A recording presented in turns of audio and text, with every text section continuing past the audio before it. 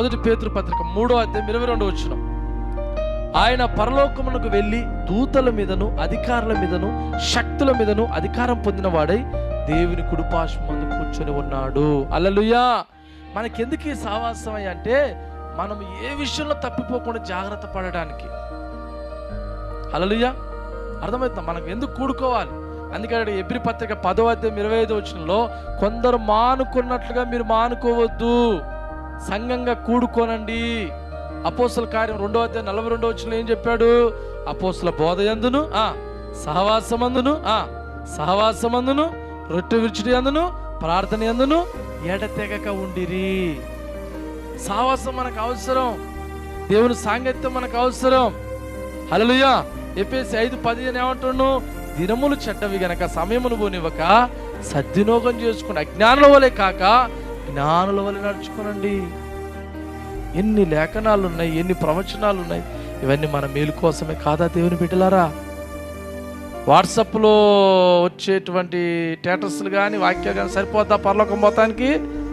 Facebook followers సరిపోతుందా? యూట్యూబ్లో వచ్చిన మెసేజ్ సరిపోద్దా? కొంతమంది భక్తులు క్యాలెండర్ భక్తులు. ఏం భక్తులు అండి?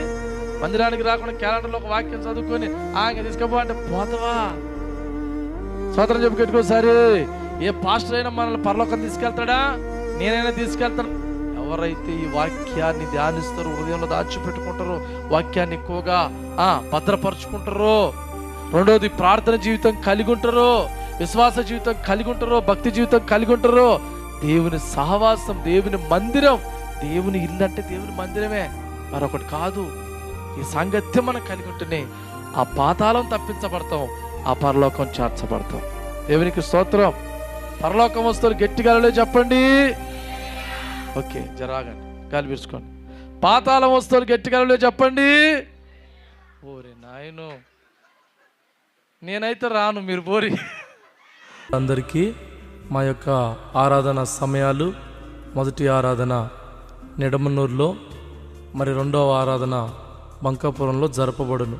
మా యొక్క మొబైల్ నెంబర్ 9959371168. మరొక number 9951495330. God bless you all.